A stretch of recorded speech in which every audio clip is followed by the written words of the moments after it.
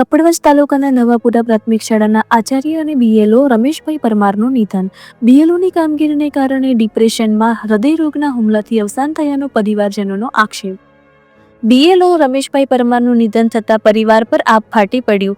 રમેશભાઈ પરમાર ફરજ બજાવતા હતા તે ગામ નવાપુરા અને પોતાના વતન જાંબુડીમાં શોખનો મોજો.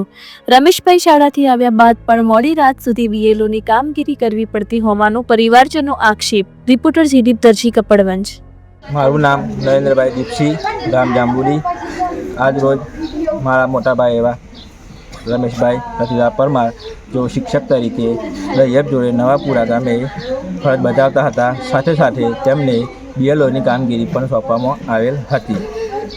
આજ રોજ તેઓ બીએલઓની કામગીરી પૂરી કરી સાંજે 7:30 ઘરે આવ્યા. ત્યારબાદ ફ્રેશ થઈ ચા બા પીને ફરી પાછી બીએલઓની કામગીરી માટે બેઠા હતા.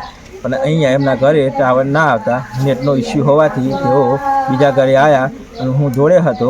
અમે બંને જોડે હતા. મારાથી અમને નેટનું હોટસ્પોટ કરીને એવા કામગીરી કરતા હતા. હું જોડે બેસી હતો. લગભગ 11:30 વાગે પાછું કામગીરી પતાવીને એવા ઘરે આવ્યા. ઘરે આવીને જમીન ઊંઘ્યા હતા. ઊંઘ્યા પછી સવારે વહેલા 5 વાગે ઉઠવાની ટેવ હતી એમને, પણ એ આજે સવારે 5 વાગે ઉઠ્યા નહીં. ઘરના વ્યક્તિઓએ તપાસ કરતાં જણાવ્યું કે સવારે ઉઠતા નહોતા. એટલે અમે પ્રાઇવેટ ગાડી મારફતે એમને દવાખાને લઈ ગયા. ત્યાં આગળ દવાખાને ડૉક્ટરને તૈયારી બોલાયા ઇમરજન્સી.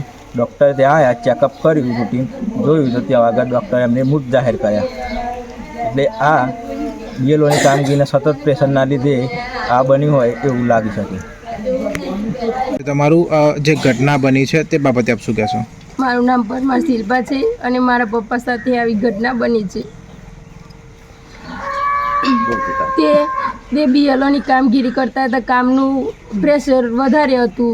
ત્યાં અહીંયા અમારા ઘરે નેટવર્કનું પ્રોબ્લેમ હતો તો તે દૂર જઈને બીએલઓની કામગીરીનું કામ કરતા હતા મોડી રાત સુધી. તે રાત 7 વાગે 6:30-7 વાગે ઘેર આવ્યા. પછી ફ્રેશ થયા. પછી તો થોડી વાર બેસે, ચા પીધું, ખાધું તો નહોતું.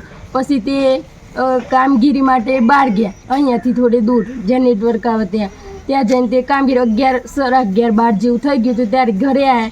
પછી તેમને ખાવાનું પૂછ્યું હતું પણ ખાધું તો નહોતું ખાવું એમ. પછી થોડી વાર સુધી લખતા હતા. પછી સૂઈ ગયા. પછી સવારે ઉઠ્યા જ નહીં.